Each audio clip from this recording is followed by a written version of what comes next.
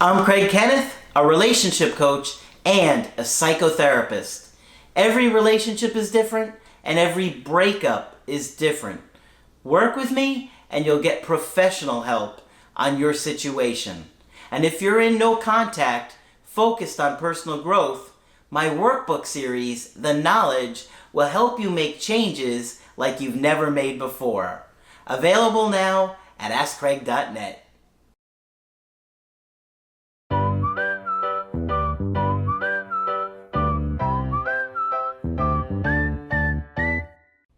Hi there, I'm Coach Craig Kenneth, and in this video I'm going to be talking to you about should I break no contact to tell my ex my progress. Okay, so this is a big issue when it comes to breakups and no contact, and I see it all the time. I try and warn you guys about this one, but I don't think I could do it enough. So many of you guys have this belief that if you contact your ex and tell them, 3 weeks after the breakup that you've changed, that they're going to come back. It doesn't work like that. You're, in most cases, going to make it worse. I cannot stress this enough. It does not facilitate attraction. Trying to BS your ex, and if you don't believe me, you're BSing yourself, that you have magically changed personalities after 3 weeks of being away from them is going to magically make you a different person. It doesn't work like that. You're in for a wake-up call. Guys, sometimes I have to give you tough love, and this is one of those instances. Do not think that reaching out to your ex and trying to BS them that you have changed and you're magically a new person after just a few weeks, it's going to make them come back. Okay? In fact, you're probably going to make them angry if you do it. And I say this all the time in my videos, but I figure it would be very important to pull up. I got a situation here where this guy makes a lot of those mistakes. Now, he may have done them before he found my channel, and unfortunately, that happens a lot. But for those of you that are in no contact and you're dreaming about telling your ex that you've gotten a coaching from me, or that you're doing my workbooks, or you're in therapy, or you're in AA, and reach out to them, it's going to create attraction. It's not going to work like that. The payoff works differently, okay? You need to focus on personal growth for yourself, not for them. If you do it for them, if they feel like you do it for them, and I cannot stress this point enough, if you only look like you're growing or working on yourself to get them back, it's going to make them angry because now it feels like you haven't really let them go. It feels like you're trapping them and that they're a caged individual that they need to get away. So that isn't how you want to go about this, okay? You want to do the personal growth for yourself. And even if you have to fake it, at the very least, they need to think that you're doing it for yourself. If they think you're doing it to get them back, it's going to make it worse.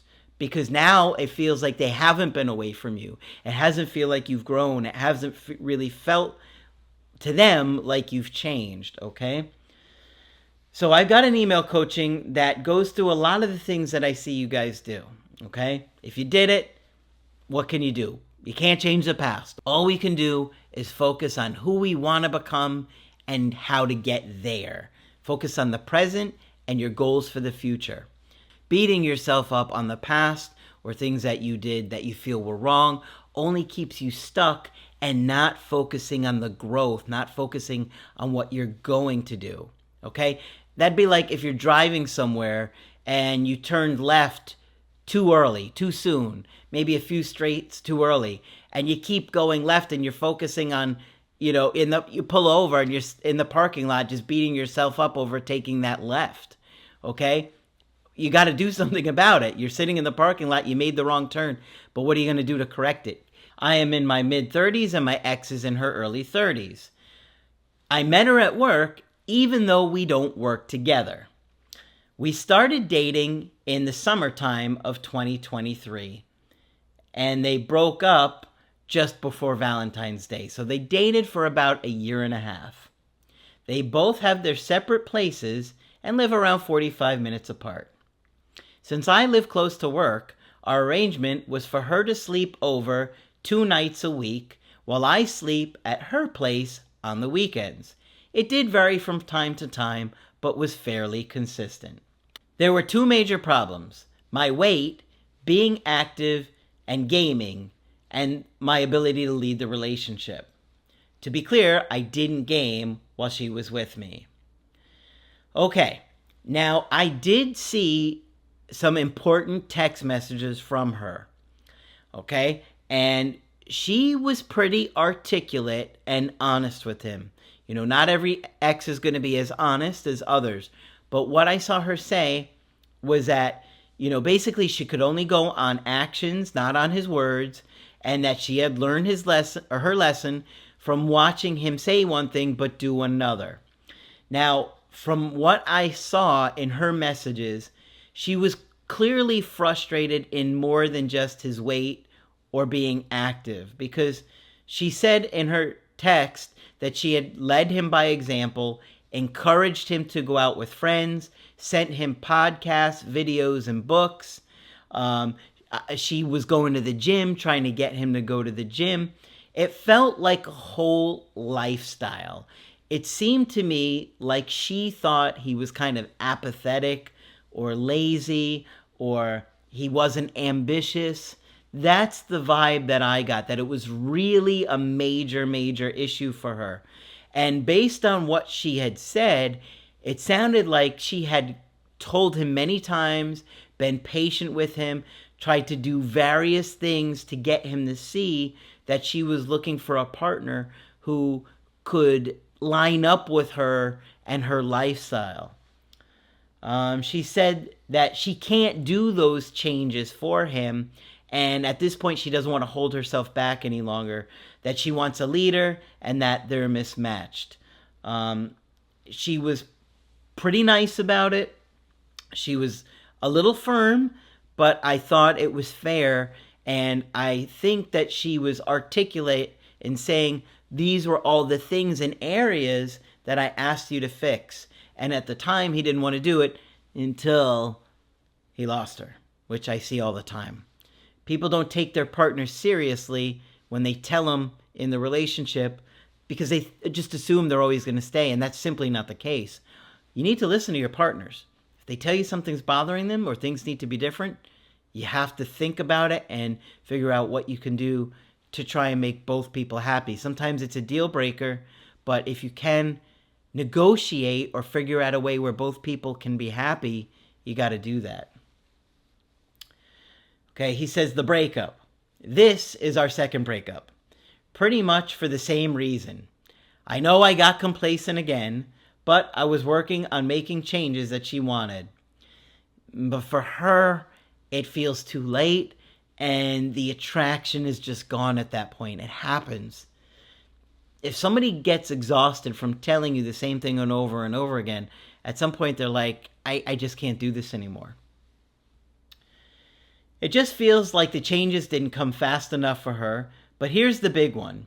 She mentioned that I didn't take my health seriously, and for her, this was non-negotiable, a way of life, a quality of life. She said she couldn't allow her non-negotiable to slide any longer. And people do have different deal breakers, okay?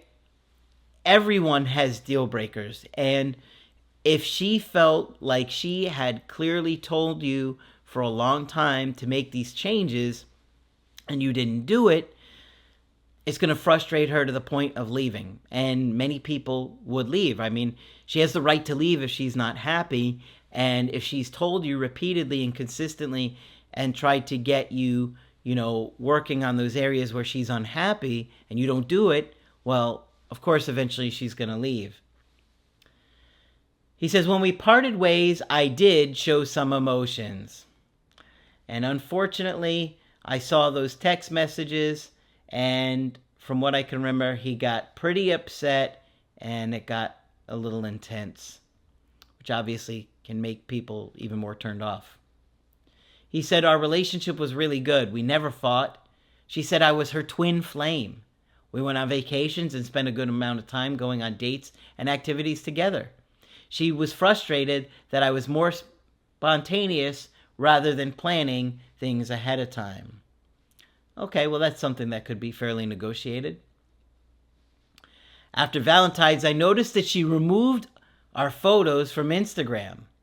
I lost my composure and posted a story from the night out before that I had out of me with 3 women. Tried to make her jealous. What happens? She immediately saw it and blocked me. I later reached out that day to apologize that I was immature and it was petty of me. I finally went 23 days of no contact. Guys, how many times have you heard me say, and I went no contact for 3 weeks and I told them I've changed? It's kind of like a running joke on the channel because I've seen it so many times over the years. So this is why I always try and warn you guys, don't do this. I finally went 23 days of no contact, went on vacation, and was doing great. Self-growth, gym, and everything. I signed up for a race to keep me committed to my fitness. Of course, I know she loves these kind of races and will also be there. But she doesn't know I signed up and this is my first time doing it.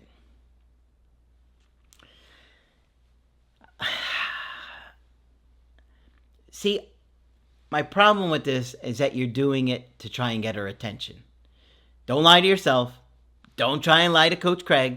I see right through it. I've seen coaching sessions every day for many, many years, okay? So you're lying to yourself. You did this because you knew she was going to be there. If it was really just about your fitness, you wouldn't go to this particular race knowing she was going to be there. But man, I've been doing this way too long. Guys, don't do this kind of stuff. It's not going to help. It's going to make her feel uncomfortable. Now, you have the right to be there, but the truth is you're only going, or the main reason you're going is because of her. It's not like you were interested in these kind of races before you started dating her, and it's something that you know she really likes. So, guys, don't do this kind of stuff. Doesn't help. It does not help. If it helped, I tell you to do it. It makes people feel uncomfortable and makes them feel like you're stalking them, which in a way he kind of is. Let's be honest. Yesterday, while at work, I went for a walk around the lake with 2 of my coworkers. She happened to be walking the loop and to my surprise joined us for the quick walk. I ended up seeing her in the hallway a little bit later. She said hello with a smile as she walked past. I nodded and kept it casual. Good. You did good. It's a good thing. You handled yourself. You didn't lose emotional self-control. You didn't bring anything up. You were polite. I had signed up for some webinars and activities that she oversees at our work. Okay. Is this more of you trying to get her attention? Probably. My anxiety of her thinking I was doing it for her hit. Yeah, because you were mostly doing it for her. And I broke no contact, telling her I have signed up for these activities, including the race, as a genuine way to take my health more seriously. Okay, so one of the things that I really want to point out here, because many of you guys are going to do similar things, is that there's more to the story than the way he puts it. And I pulled up some of these text messages here because he was, I'm saying that he was doing these things to get her attention. And it may have not been as clear as to when I point out some of these messages. He sent her a screenshot of his activity. He asked her at one point through a text message for a particular book. And then he screenshotted that he had bought the book when she suggested he get it himself. He asked her to go for a walk, and she said that she was going no contact and to please stop reaching out. She said it just like that. He said, I'm going to respect you in your space. And then she said, we don't need to be messaging each other anymore. We both need to move on. But then he keeps messaging, right? He sent this other message where he said he signed up for this race and he's working on himself to take better care of himself and replace the bad habits and good ones, which we want him to do. We want you to do these things. We just don't want you to tell your ex that you're doing these things. Because this is what generally happens. She said, I think it's great that you're using these benefits to work on yourself, but it's disrespectful that you're now trying to show up at things that I like doing when you never wanted to do these things or bothered to do them before. And no contact means I don't want to communicate. She kind of says that he didn't want to be friends. And then he's trying to, again, this is that anxiety, say, well, this experience taught me a lot, and that gaming was a problem for me, and that I quit it, and that I'm, working on myself, and I didn't mean to be disrespectful, but that he was going to continue to focus on himself. And she basically said, look, sometimes we learn these things the hard way, and I'm glad you're getting the help, and that I hope you get therapy, which is exactly what I would have predicted would happen in a situation like this. That's why I tell you guys, don't tell your ex that you've changed. Change. When the time is right, they will see those changes for themselves. But reaching out to tell them about these changes doesn't work. That's why you don't hear me telling you guys to do it, because you're going to get a similar reaction. So now he's wondering, well, how do I handle going to this race and work activities and stuff like that? Well, quite honestly, I probably wouldn't go to that particular race, and I would sign up for a different one. You've made her very uncomfortable. You've pushed it too far. I wish you had just left her alone and focused on the personal growth. That's what we try and encourage you guys to do. Maybe he didn't learn about that stuff till after he found the channel. It happens. But at this point, you got to leave her alone. You got to focus on all these changes, and you've got to look like you're doing it for you. Okay, if she comes back, genuinely wants to see these changes with you, then they'll be there. And you won't have to tell her. But a lot of times we want to tell our ex we've changed. 3 weeks, it seems to be 3 weeks is the one that comes up a lot. Just like, the indirect direct is about the cat. Well, the reach out about the personal growth seems to be 3 weeks, around that time. You don't need to do it, okay? It's better for them to come back, and when they do, you're able to show all these changes naturally. But he's trying too hard here. And I tried to give you some of the details of what happened in the text messages without being too specific. But just understand that she knows he's doing these things to get her attention. She could see it. She said it. I knew it. Maybe he doesn't know it, or maybe his anxiety is lying to himself. That anxiety, it really can lie to us sometimes about how we see things. But I think it's great that he is making all these changes. And, if he really wants to go to the race, he could. But if she sees him, it's probably just going to make her feel more uncomfortable. So I personally wouldn't do it. There's a lot more races that you could do and a lot of other things that you can do to focus on your fitness. I mean, let's be honest here. You telling her about these changes, you're sending her screenshots, you're asking her about books, you're going to courses that she leads. It all just looks like you're trying too hard, and you don't want to do that. It doesn't help reattract somebody. You could see it, and that's oftentimes the reaction people give. So please focus on your growth in private. Don't be showboating it on Instagram or Facebook, or reaching out to your ex especially to tell them about these changes, because it doesn't make them feel attraction again. It often makes them feel frustrated and angry, as you could see what happened with her. Okay? I know it's hard. I truly empathize. But at the same time, in order to have you guys be successful, I have to give you tough love too.